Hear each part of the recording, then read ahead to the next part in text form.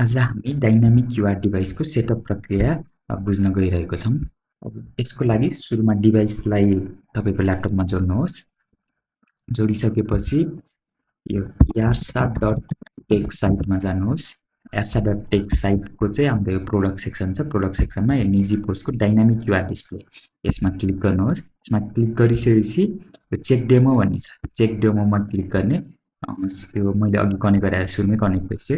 Disconnect गरेर फेरि connect खिच्दा फेरि यो कम्पोर्ट देखाइरहेछ भने यो डिभाइस तपाईँको ल्यापटपमा सपोर्ट ल्यापटप अथवा कम्प्युटरमा सपोर्ट छ भनेर बुझ्न सकिन्छ। यदि कम्पोर्ट केही देखाएन भने तपाईँले ड्राइभर डाउनलोड गर्नुपर्ने हुन्छ। ड्राइभर डाउनलोडको लागि हामीले यहाँ लिङ्क राखिदिएको छौँ। यसलाई डाउनलोड गर्ने। डाउनलोड भइसकेपछि अब यो डाउनलोड भएकोलाई लिङ्क खोलेर यसमा CS3 विन्डोज खोल्ने अनि यसको सेटअप भन्ने सेक्सन छ यहाँ अन्तिममा। यसलाई ट्याच गरेर यो पेज खुल्छ अनि यसमा इन्स्टल खिच्ने। इन्स्टल खिचिसकेपछि अब एकैछिनमा इन्स्टल हुनको लागि टाइम लाग्छ अनि ड्राइभर इन्स्टल सक्सेसफुल्ली भनेर यसरी इन्फर्मेसन दिन्छ। यो देखिसकेपछि अब फेरि हामी अघि चेक गरेको पेजमा गएर कनेक्ट खिचेर यो कम्पोर्ट सेलेक्ट गरेर कनेक्ट गर्ने। कनेक्ट गरिसकेपछि यो टेस्ट गर्ने पेजहरू खुल्छ। टेस्ट गर्ने पेजमा क्युआर पठाउनको लागि फेरि कमान्ड गर्न सक्नुहुन्छ अनि सक्सेस भइसकेपछि सक्सेस कमान्ड पठायो भने ₹123.45 प्राप्त भयो।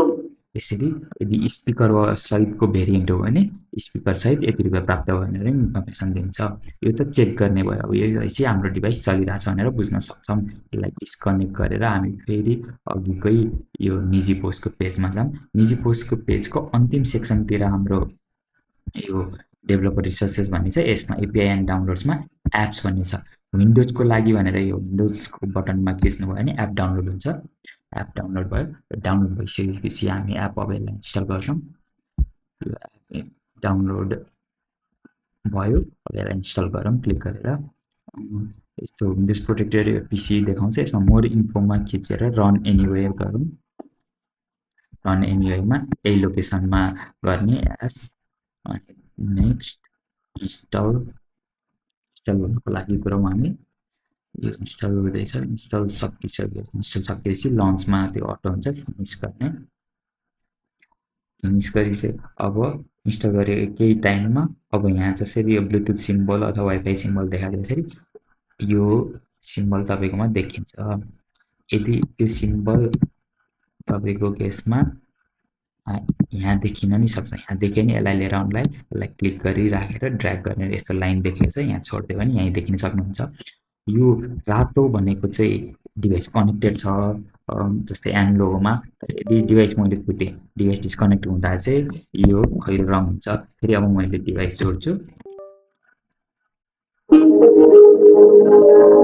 डिभाइस स्टार्ट भयो। डिभाइस स्टार्ट भइसकेपछि चाहिँ यो एप से एप रातो भयो। अब यो एप त हामीले इन्स्टल गऱ्यौँ। एप इन्स्टल गरिसकेपछि अब यसको लागि क्रोम एक्सटेन्सन क्रोम खोलिरहेको छ। त्यही भएर क्रोम एक्सटेन्सन र यदि तपाईँको फायरफक्सवाला भने फायरफक्स एक्सटेन्सन डाउनलोड गर्न सक्नुहुन्छ। क्रोम एक्सटेन्सनमा क्लिक गरिसकेपछि एड टु क्रोम गर्ने। एड एक्सटेन्सन आयो। यसलाई कट गऱ्यो। यो क्रोम एक्सटेन्सनलाई पिन गर्नको लागि यसरी पिन गर्न पनि सक्यो। अब यसमा खिच्यो भने हामीलाई एपको एपिआई मोड र सिरियल कनेक्सन मोड भन्ने छ। एप एपिआई मोडमै हुन्छ सुरुमा। यो एपिआई की चाहिँ हामीले हजुरहरूलाई दिएको हुन्छौँ। त्यो दिएको एपिआई कीलाई चाहिँ कपी गरेर यसमा पेस्ट गर्नुहोस्। पेस्ट गरिसकेपछि सेभ की गरिसकेपछि यो टेस्ट कनेक्सनमा खिच्यो भने जुन कम्पोर्टमा अघि कनेक्ट भएको थियो यो कम्पोर्ट कनेक्सनमा देखिन्छ यसरी। अब यो भएपछि तपाईँको डाइनामिक युआर डिभाइस चलाउनको लागि रेडी छ भनेर बुझिन्छ। अब यदि सूत्रसँग चलाउँदै हुनुहुन्छ भने तपाईँले सूत्र.fcgo.gov.nt खोल्न सक्नुहुन्छ। यो खोल्दाखेरि डाइरेक्टली यसमा यो निजी पोस्ट डिभाइस कनेक्टेड हुँदाखेरि हरियो देखाउँछ। यदि कनेक्टेड छैन भने चाहिँ यस केसमा चाहिँ रातो देखाउँछ। अब तपाईँले युजर नेम र पासवर्ड हालेर लगइन गरेर जसरी क्युआर जेनेरेट गर्नुहुन्छ एपमा त्यसरी नै जेनेरेट गर्न सक्नुहुन्छ। जेनेरेट गर्दाखेरि अगाडि स्क्रिनमा देख्दाखेरि साइमल्टेनियसली उता हाम्रो डिभाइसमा पनि देखिन्छ। तपाईँले एक्स्ट्रा स्टेप केही गर्नुपर्ने हुँदैन। अब यदि एकचोटि गरिसकेपछि चाहिँ यो सेटअप भयो। अनि यो निजी पोस्ट डिभाइस भन्ने प्रिन्ट गर्दाखेरि तपाईँको डिभाइसमा प्रिन्ट गर्दाखेरि देखिन्छ भने यसलाई हटाउने तरिका चाहिँ यहाँ यही एपमा खिचेर यो स्लो फ्लोटिङ आइकनलाई यसमा खिच्यो भने चाहिँ यहाँको यो हराउँछ। तपाईँको प्रिन्टमा देखिने समस्या पनि यो भएपछि हट्छ। यसरी अब तपाईँले सुत्रमा डाइनामिक युआई डिभाइस सेटअप गर्न सक्नुहुन्छ।